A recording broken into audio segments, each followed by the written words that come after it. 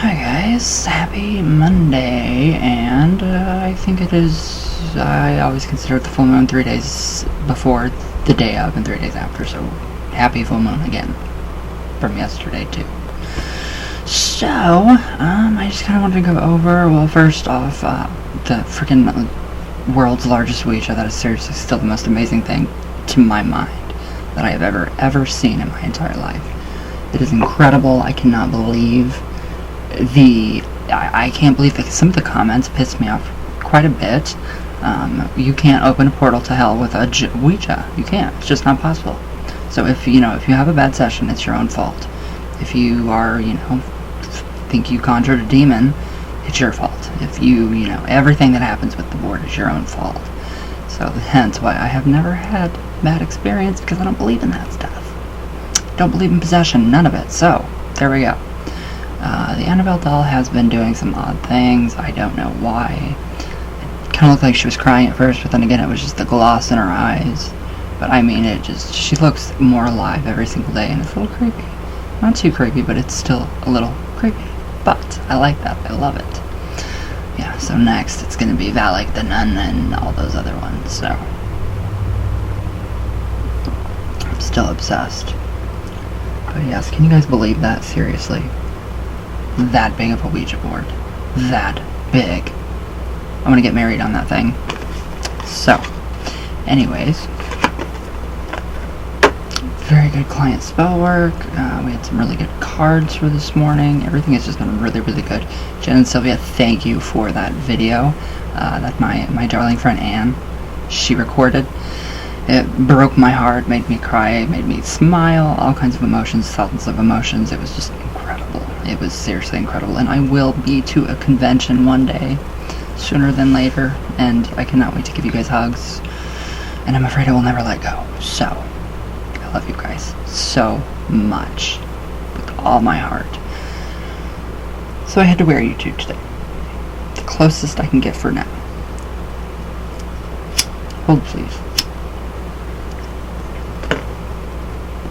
Alright, so 15 facts about the Conjuring-Verse hauntings, including the Nun. So, alright, so I wanted to go over the 15 facts that I found. It was pretty interesting to me. I mean, I'm still obsessed with the Warrens and the Occult Museum and all that good stuff. So, here we go. Alright, so obviously The Conjuring has led to spin-offs and sequels based on the experiences of the real-life paranormal investigators Ed and Lorraine Warren. But what actually happened and what was invented for the movies. So here's a rundown of what real accounts and Hollywood writing meet in The Conjuring, the Annabelle movies, and the Nun. So this is going to be... The Conjuring has still... I mean, I seriously have to get those 3 volumes of that book. House of Lightness, House of Dark. I mean, that is just incredible. I'm taking Andrea's word. I mean, she is very credible. Her story never changes, and I feel that she is very, very sincere in what she says, and everybody tells me to be wary of her. And nah, I think I'm going to trust my own gut, aside from, anybody else. So, alright. So The Conjuring is based on a real haunting. So, a reported real haunting. So, the first film in the Conjuring-verse is actually an actual reported event. So if you believe in that sort of thing. So as demonstrated with photos during the end credits of the movie, the Perron family did exist. So if you go to the very end of the picture, or watch the movie to the end, you see the Perron family, the Warren family, what they really look like and everything. So I love the Perron family. I think they're just amazing people. They really are. So, alright, and reported that they were being attacked by some kind of entity. The Warrens did in fact investigate. Both Lorraine Warren and the Perron family signed off on the movie as well. Ed died in 2006. But there was no possession. That never happened. Bathsheba was not. Lorraine Warren, she targeted Bathsheba and demonized her. So, and, Andrea doesn't feel that way. And I agree. Bathsheba was no. How? She didn't even live in that house. So, alright. Then we have number 2. So, the Warrens really do have that museum of creepy things. So they began their research in 1952 and decided to open the museum in the early 1980s. It was very taboo back then. I don't know how they got away with stuff like that. I don't know how they escaped, like, the paparazzi. I don't know how they escaped news reporters or vandalism to the house, to the research of paranormal or psychic, whatever. So it was very taboo. I mean, there were not many of them back then, except for these two, and then, along came everybody else. So, alright, so they opened the museum in the early 80s. After their collection of haunted objects began to accumulate, the Warren Occult Museum is housed in the basement of the Warrens' actual home in Monroe, Connecticut, and is full of haunted artifacts and images taken from their cases. So it's it's home to an organ that plays itself, a mirror that is said to summon spirits, and a coffin owned by a modern vampire. To keep evil at bay, local priest comes once a month to bless everything on display. Okay, I get it. I mean, I do.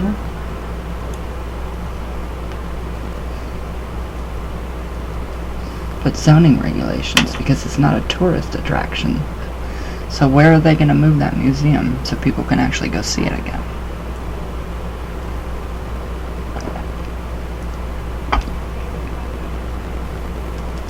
I would love to go see that museum, but zoning regulations, obviously. Yeah, some blah blah blah. Alright, obviously the Annabelle doll is real, so the opening portion of The Conjuring deals with Annabelle, a doll possessed by a demon. So the story about two nurses who wound up with a haunted doll is a real case the Warrens dealt with. So Ed and Lorraine really did take the doll back with them to their museum, and they kept it in a glass case. So you guys obviously know what the Annabelle looks like. It's not from the movie, regular Raggedy Ann. So, among the liberties taken with bringing the Annabelle story to the screen, though, is changing the doll itself. The eerie American porcelain look isn't like the doll from the real case. Instead, it was a big Raggedy Ann doll with red yarn hair and button eyes. So that's the only difference. It was a Raggedy Ann doll. I don't know. I don't know if I believe this now. I do not know if I believe any of this. So the exorcism in The Conjuring never happened. Never happened. I'm telling you guys, watch Andrea Perron. Watch her panels. Tampa, Florida. The lecture. Alright, so although the people involved claim many elements of the haunting of the Perron family happened, the movie's cinematic possession and exorcism by Ed Warren, Patrick Wilson, isn't among them. Lorraine Warren said her husband would never have tried to perform an exorcism since he wasn't a priest. We sure? Are we sure, though? I don't know. I don't know. They held a seance. They let things out that they shouldn't have. According to Andrea, the medium, that they brought in the Warrens uninvitingly. Literally, she collapsed on the table. Things were moving around. It was pretty creepy. It was pretty crazy. So, yeah, that was the end of the Warrens in that case. But Andrea Perron, one of the Perron children, who was 11 at the time of the events in the movie, said she did see her mother, Carolyn, played by Lily Taylor in the movie, possessed. Lily Taylor, you're amazing. You are. So Andrea said that she secretly watched a seance during the haunting and saw her mother speak a language she didn't recognize in a movie voice, or in a different voice, before her chair levitated and Carolyn was thrown across the room. So that's that's really creepy. I mean, that would be horrible to watch your mother go through something as terrible as what Andrea describes. I mean, that would be very heartbreaking. I don't know. I mean, I probably would have done the same thing as Roger Perron. Stand up and literally take Ed Warren down. I would knock him on his ass if anybody ever tried to do that to my mother. But then again, my mom does believe in... she doesn't believe in possession, but she's still Catholic. I don't know. But, what was I going to say? But yes, they were not invited for the seance, everything. The when Roger tried to stop the seance, Ed Warren told him no and took his hand and said that this, don't call the police, don't call the police. Why would you not want to call the police? That's spiritual negligence right there on their part. That is horrid. So yeah, it took Ed Warren down. Boom. So Annabelle is not the true backstory of the doll. So the first spin-off of The Conjuring, Annabelle, serves as an origin story for the creepy doll. But none of that stuff that happened to Mia, Annabelle Wallis, synchronicity, and John Gordon, Ward Horton, has any documentation in reality. It was all created for the movie. So the Warrens' case with Annabelle starts in the hobby shop scene at the end of the film, where the doll was purchased by the mother of one of the nurses. Alright, so we have that. So in the Conjuring 2, well, the Conjuring 2 deals with Amityville. The first Conjuring, it does zoom into the, where'd you get the doll, and then Annabelle, again, with the doll, and then Annabelle Creation. We didn't get the doll in that one, but Annabelle Comes Home. We finally see them take the doll home. It's really hard to, keep track. The movies, looking up these actual cases and investigations, these paranormal investigations, it's like the Warrens have created a thought form, an archetypal energy, and they have fed it and fed it and fed it, and everybody that visits that museum has fed it and fed it and fed it. So it has become something huge, from probably a molehill to a mountain now. So I don't know. There's just so much, and it's so odd. Alright, now we have Annabelle might have been a real victim, though, so we don't know. We have no clue. It wasn't in any of the movies, but Annabelle might be a real victim. After it was in the Warren Museum, it might have inflicted its evil on someone. According to the Warrens, a man came to the museum and banged on Annabelle's case, mocking the doll until Ed Warren threw him out. Lorraine Warren claims the man's girlfriend told him the pair were laughing about the doll afterward while riding away on his motorcycle, until he mysteriously lost control and crashed into a tree. I don't believe that. I do not think that is even, sure, it definitely could have been a self-fulfilling prophecy. That's very, very common. I do that. I create my own self-fulfilling prophecies, and they are usually the negative type. I'm trying to fulfill good, positive, self-fulfilling prophecies, but it's pretty hard. It's easier said than done, so yes, definitely. Alright, so the Amityville Horror, which, wow, there's so much controversy with that. There's more controversy than there is literal, backup information and, background information on, what they did, how they got there. Were they actually invited, or did they just go walk in? Ed used to sit and draw a house and then have Lorraine go up and, say, hey, do you want to buy this painting? And then 99.9% of the time, that's how they got a case. So that's a little interesting, and that's how the Amityville happened, too. Alright, so the Amityville Horror is also based on a Warren case, but I don't think exclusively it was the Warrens that did it first. So, alright, it goes to say, mentioned in The Conjuring 2, when we start out, you start out and you see them in the Amityville house. So I wonder when that film is going to be released. We have a lot of info on The Conjuring 3, but what is coming? What is going to come about? There's so many things in Annabelle Comes Home. The wedding dress, the conjuring mirror, the knight in the armor. All this amazing stuff. The bracelet, the mourner's bracelet, that's an actual bracelet. You can find that, and it's very expensive, and it's made from somebody's hair. So it's very different, but it's not used to communicate with the spirits like it was portrayed in the film. So, I don't know. Alright, so, but The Conjuring 2 is another haunting the Warrens worked on in Amityville, New York. In that case, the Lutz family was haunted after moving into the home in which Ronnie DeFeo Jr. shot and killed 6 members of his family the year before. So bits of the story of the haunting are part of the story of The Conjuring 2, and the case went on to instill all of the movies in the various Amityville horror franchise. The Letz's story is known to be a hoax.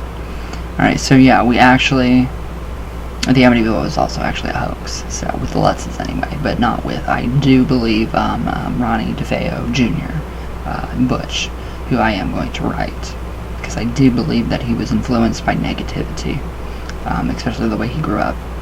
So, and then if you do watch My Amityville Horror with him in it, he gets to visit Lorraine, and Lorraine, she basically... It seems like she's harboring a fugitive, but I don't want to put that label on that man, because if he was truly, disturbed, that's not something that I would actually want to, I wouldn't want anybody to place that kind of stigma on me, which already happens, but I don't care at all. But, putting that stigma on somebody else that I don't personally know, I'm not going to do that. So... Amityville was also a hoax, so the Amityville haunting story has been widely debunked. Ronnie DeFeo's lawyer, William Weber, admitted the story was a hoax he and George Letz dreamed up. Okay, I didn't know that, wow. Weber had hoped to use the haunting to get his client into trial, and the Letzes profited from the story's widespread notoriety and fame. Alright, so... wow. Did he really confess to doing that? To making it all up? I thought he was really... in My Amityville Horror, when they're interviewing him, literally, he is still in upstate New York, I think, in prison. You can look him up and find that he is actually there. You can find his number, so you can actually write him, which I plan to do. So I don't know, that's just, that kind of is, that's very different to me. No. So, The Conjuring 2 is based on another haunting. We all know that, the Enfield Poltergeist. So, the Enfield haunting is one of the most famous and best documented supposed hauntings ever, and lots of what's seen in The Conjuring 2 is part of the record of what's actually supposed to have happened. So, for one thing, the recording of Janet Hodgins allegedly speaking in the voice of Bill Wilkins does exist in some form, and you can find that on YouTube, and it's pretty interesting.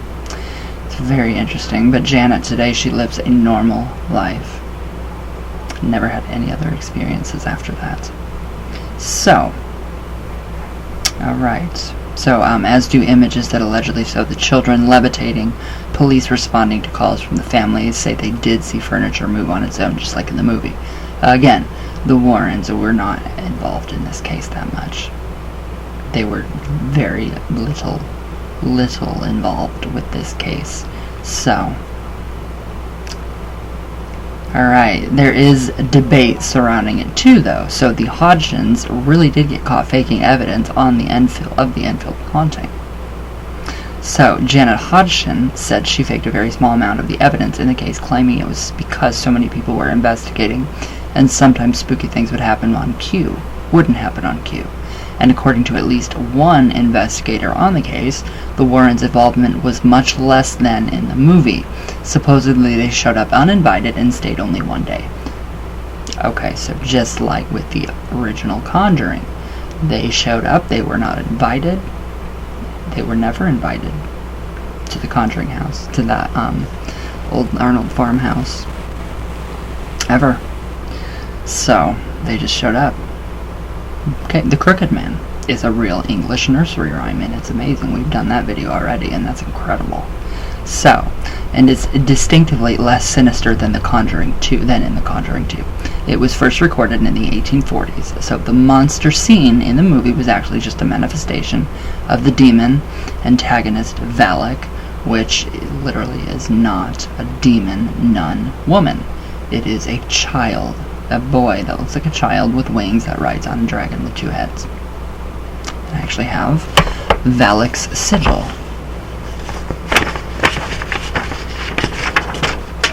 That's Valak's sigil. And there's many different names for Valak, not just the way they describe it or call it, pronounce it, whatever. Alright, so let's see. Where'd I go? Okay, so but the Crooked Man is getting his own movie, a spin-off, and so is Valak. So expect some new backstory for the Crooked Man, likely not based on any real hauntings or cases. That is going to be really interesting. That is going to be really interesting. The Crooked Man, 20, I don't know when it was made, but it was okay. It was okay. Nothing like what I want to see from The Conjuring, which I'm really excited for that one. So, Annabelle Creation is another Hollywood addition to the mythos. So, since the movie Annabelle is a Hollywood creation and not the actual true backstory of the real-life doll in the Warren Museum, the same is true of Annabelle Creation. The second movie is another prequel to The Conjuring.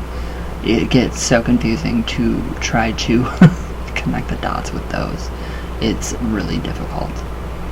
So, the second movie is another prequel to The Conjuring that goes back even further in the doll's life to track when it first came, where it first came from, but it's pretty far removed from the Warrens' cases at this point, so we don't know.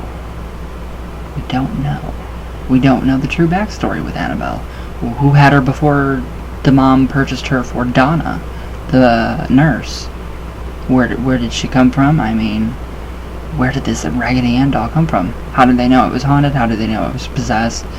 Was it just their religious views that influenced that? Maybe. Alright, the demon nun Valak is a real demon. So, the demonic nun that's a major antagonist in The Conjuring 2 is mostly an invention of director James Wan, based on a conversation he had with Lorraine Warren about a spectral entity that had haunted her in her house. Valak, though, is based in demonic lore and mentioned in several books on demons from the 14th and 15th century, and in the Lesser Key of Solomon. Alright, now the nun. Alright, but the nun isn't based on a true story. So, the story of Valak gets fleshed out in The Nun, a bit explaining how the demon haunted a convent in Romania and giving something of a reason for it appearing as a nun, but is all invented for the series and not based on real-life history, or the Warrens' cases. Valak is known as the Defiler, not in the Goetia. So, he gives power, strength. So turning positive religious imagery scary fits that description. The demon lore Valak is based on doesn't say anything about appearing as a nun, though it's described as a cherub-looking child with wings and rides some kind of two-headed dragon. So it is associated with serpents and snakes, though something that did make it into the movie. Alright, so Valak gives one the ability to see serpents. That's pretty much it. Very powerful protective daemon, which daemon is Latin for helpful spirit. So, those are some really interesting facts. I do like that. I do like how people do this. I just had to share that with you guys. I thought that was very interesting. Something that I really think is pretty cool. So yeah, what do you guys think? What do you guys think? The Amityville I knew was a hoax, so I don't know. I just thought it would be pretty interesting to do just that little fact check. So, alright guys, I will see you all tomorrow. I hope you guys have a great day. I love you all very much. All the way from Venus, all the way back down. And I will see you all, yes, tomorrow. So, everybody have a great day. Be safe.